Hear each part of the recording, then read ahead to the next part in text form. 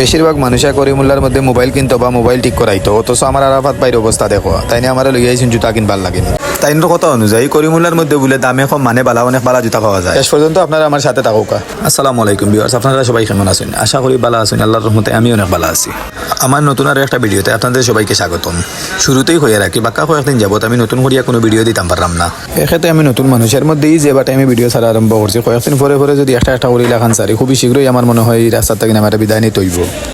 তো আজকের ভিডিওতে হইল গিয়ে আমরা আরাফাত পাইলা কিন্তু জুতা লোয়া যাইতাম করিমুল্লার ভিতরে। সকাল সকাল তাই নিয়ে আমার ফোন দিয়া কইলা যে আয়ু তুমিও গোবিন্দগঞ্জ দিও ভাইয়ে গল্প করতে করতে একলগে দুজন যাই মুগিনে করিমুল্লাত তাকিন গিয়া জুতা কিনে লইয়া মনে দিও ভাইয়ে। যেই হতা সেই কাজ আমি তাইনোর কথা মতো আইলাম গোবিন্দগঞ্জ। যাওয়ার পরে তাইন লইয়া রওনা দিলাম আমরা করিমুল্লার উদ্দেশ্যে। আমার বেশিরভাগ ভিডিওর মধ্যেও আমি ফার্স্টে এই গোবিন্দগঞ্জ দৌড়াই, এরপরে আমি লামাকাজি খান সেতু ইগু দৌড়ানিও লাগে আমার, কারণ এই ব্রিজের উপরে থাকেন যে ভিউটা, এই ভিউটা আমার কাছে অতিরিক্ত ভালো লাগে। আমি মনে মনে এই জিনিসটা ভাবিয়ে রাখছি, আমার যেহেতু এই জায়গাটা এতটুকু ভালো লাগে, আশা করা যায় আপনারাও ভালো লাগবে। নিজের গ্রামার বাজারের কথা যতও হই না কেন হইয়া শেষ করার মতন কুদরতও নাই।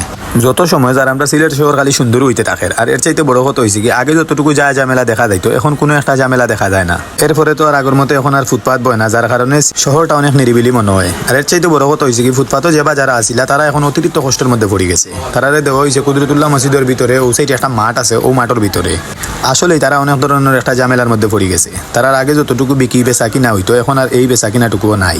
আজকে মনে মনে ভাবছিলাম আমি ফুটপাথ যে নতুন করে দেওয়া হয়েছে ফুটপাথর মানুষ যারা আসিল এরার লাগিন ও জায়গার মধ্যে একবার যাওয়ার, বাট সময় করিয়া পারলাম না দেখে এই জায়গায় যেতাম পারলাম না। নেক্সট টাইম চেষ্টা করবো ও জায়গার মধ্যে গিয়ে একটা ভিডিও দেওয়ার।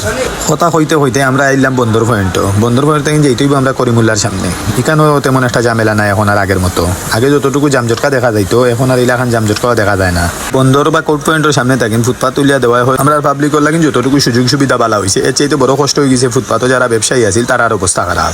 যেই করিমুল্লার এই রোড দিয়া যাইতে গেলে কমপক্ষে আধা ঘন্টা জাম টেলানি লাগতো, ও করিমুল্লা এখন নিরিবিলি। ফাইনালি আমরা এলাম গ্যারেজও, ভাবলাম গাড়িটা পার্কিং করি আমরা করিমুল্লা যে আটি তাই মোটরসাইকেলটা সাইড করিয়া তোয়ার লাগিন হামাই গেলাম আমরা গ্যারেজের ভিতরে। গাড়ি পার্কিং করা শেষ করিয়া আমরা আটি রওনা দিলাম করিমুল্লা যাওয়ার উদ্দেশ্যে। দুনিয়ার সব মানুষ যায় করিমুল্লার মধ্যে মোবাইল ঠিক করাইবার লাগিন, অথচ আমরা আরাফাত ভাইয়ের অবস্থা দেখো, তাই নিয়ে আমরা নিয়ে আইসুন জুতা লই আইবার লাগিন। যেহেতু বড় ভাই মানুষ তাইলে তো তাইনোর কথা ফালানি যায় না, এর কারণে তাইনোর কথা মতো আইলাম আমরা জুতা লইতাম। বাট আসলে সত্য কথা হয়েছে গিয়া করিমুল্লার ভিতরে অনেক কম দামি জুতা পাওয়া যায়, অনেক মানসম্মত। আপনারা লগে কথা হইতে হইতে আমরা এলাম করিমুল্লার ভিতরে। ফাইনালি এলাম আমরা জুতার দোকানের সামনে। আইয়া ওখান থেকে নাসুরা জুতা লই দিলাম আরাফাত ভাইয়ের পছন্দ মতো।